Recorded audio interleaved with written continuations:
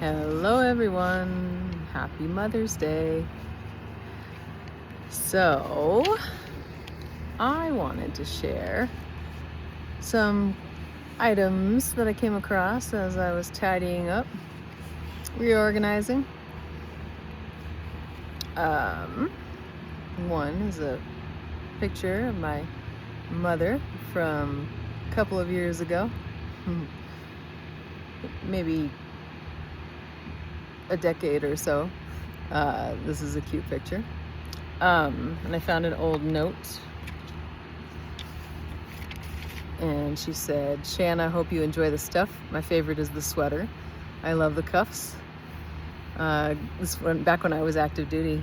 She said, "Glad to hear you'll be back in the States soon. Let me know how you're doing. Have a happy birthday, girl. I love you so much. Let me know if you need anything else. Love always, Mom. P.S. Maybe before I hit the grave, I'll figure out how to email and be a better mom as far as communication goes. Bye, sweetie." So that was fun to come across. You know, a lot of the times when we're in the military, I don't know how it is for everybody else, but for me it was quite a blur. A lot of communication myself got missed, and emails stacked up and mail went unopened, but I've kept the unopened mail tradition recently, unfortunately. Whoopsie-daisy. And sometimes unanswered texts and messages, but that's okay. It happens sometimes. And then I came across another mother that I know, and this is another cute old card from my sister, the one I grew up with. This is my half-sister, Kara, and this is a note when she was really young. It's so cute. And it says, "Shanna, I hope you are my friend because I know love you. Love, Kara." I'm not sure what that means, the note, but anyway, here we go. Cutest little note from back in the day. And then another one when she was older with this cute, I don't know what in front of it. "Dear Shanna, I love you. Thank you for all the stuff you gave me. I bet everyone would like a sister like you. Your sister, Kara."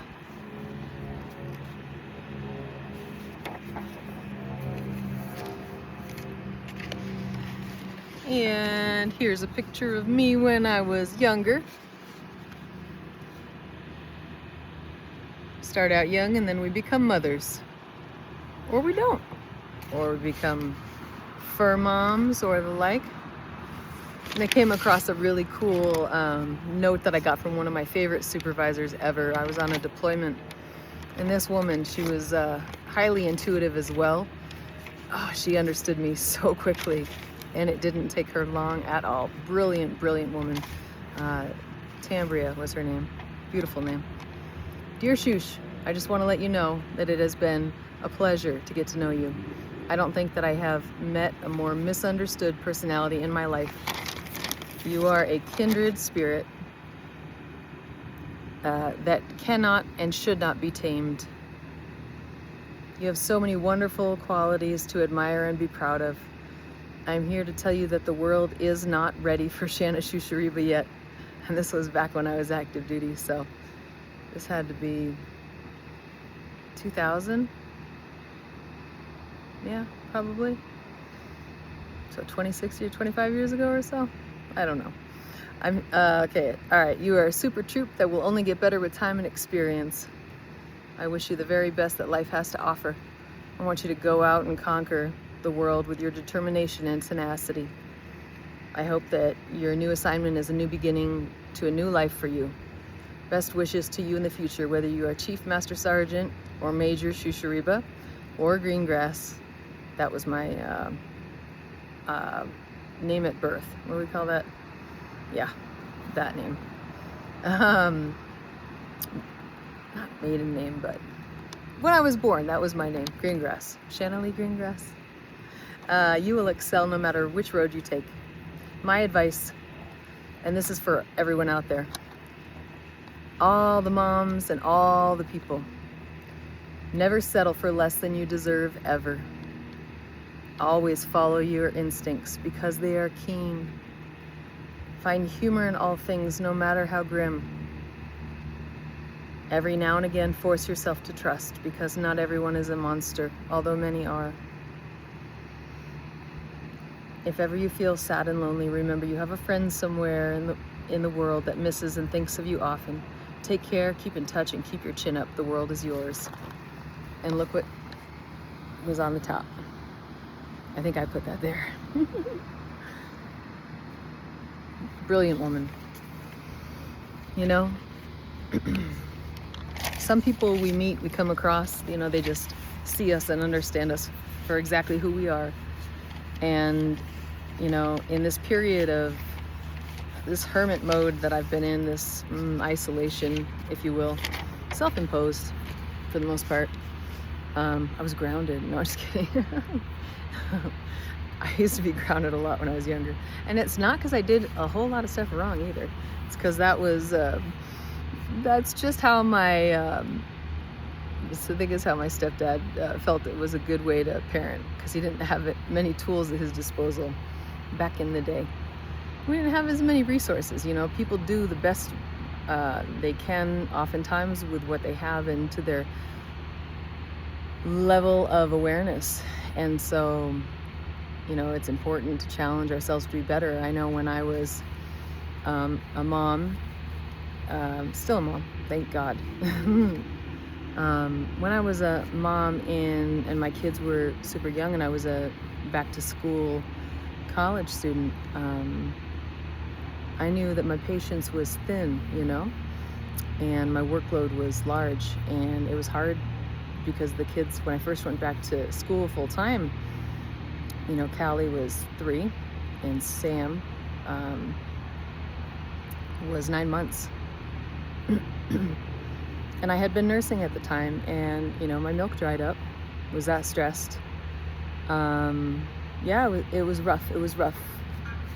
But it was important, and it was for the betterment of all of us to level up, you know. And I worked hard and got my undergrad out of the way. But I say that to mention, you know, I hired only the best as far as caretakers go. I made sure that the influences that my kids had were college educated people. I picked the best daycare that I could find when I did put them in daycare. But when I had babysitters at the house, at the apartment, they were college educated people only. And if someone messed up once, they were out of there. So I ran a tight ship back then. Yeah, which, I mean, my kids are amazing, and I'm so grateful to be a mom. You know, I'm grateful to know so many amazing mothers, and I'm grateful to have so many amazing, incredible, strong women influences upon me throughout my life. And, you know, sometimes when we're not able to get what we need from those who are put in charge of us, who are supposed to be the ones to provide for us, you know, if we still have emotional needs that aren't being fulfilled by those, it's okay to seek those elsewhere. And it's okay to, you know, reparent ourselves. It's okay we have to be honest with ourselves and understand that if those needs aren't being met, we can seek those elsewhere. And that doesn't make us disloyal. It makes us bright and wise for recognizing the need that's still unmet. It's okay to meet those needs, and it's okay to grieve what we didn't have, and that allows us to make room for what we need, and fill that with healthy replacements. And that really, you know, comes from us first. And then, you know, and if we have to see what that looks like from others along the way, you know, that's okay. And ultimately become a unified self. Yeah. So I found also from that daycare the kids went to, I asked the lady who was the director at the time to make a copy of this poster that she had on the wall, and she did. And so I'm gonna end this video with this cool thing that was on the wall in the daycare, because I love it. And it's much like a recipe on how to really love a child, because I think sometimes we think we know and then sometimes we forget.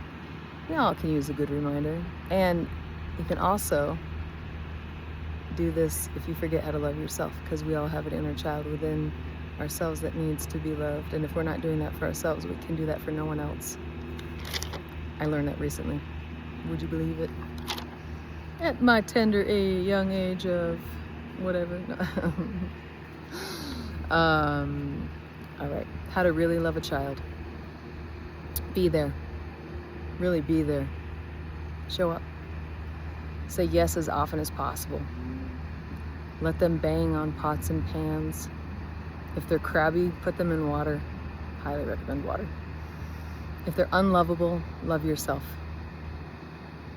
Realize how important it is to be a child. Go to a movie theater in your pajamas. Read books out loud with joy. Invent pleasures together. Remember how really small they are. Giggle a lot. Surprise them. Say no when necessary. Teach feelings. Heal your own inner child. Learn about parenting. Hug trees together. Make loving safe. That's a big one. Bake a cake and eat it with no hands. I think they meant no silverware. Or maybe they meant with no hands. I could see that both ways. Maybe they meant stuff your face in it. And go find elephants and kiss them. I don't know where we could find an elephant around here, but I'll have to put that on my to-do list. Plan to build a rocket ship. Imagine yourself magic. Make lots of forts with blankets. Let your angel fly. Reveal your own dreams. You know, and much of that is really teaching through demonstration, not dialogue, and not monologue either. Search out the positive. Keep the gleam in your eye. Mail letters to God. Encourage silly. Plant licorice in your garden. Open up. Stop yelling. I think I finally got the memo on that. Express your love a lot. Speak kindly to yourself as well. It starts with us. Paint their tennis shoes. Handle with caring. Children are miraculous. So that is that. And I don't know what kind of picture the kids drew on top of it, but again, that's what kids do. And the biggest message really is we have to start with ourselves, because if we don't show them that we can heal and that we can move forward and then we can get up after we've been knocked down by life, by choices, by mistakes, we teach more by example than we ever will through words. And it's okay to not know. Doesn't make us weak by not knowing, but it's how do we seek the simple pleasures in life? How do we find delight? How do we motivate ourselves? How do we stay connected to each other, to God, to the universe? How do we make it through and make it better? How do we find each other? How do we show each other love? Because we're all connected.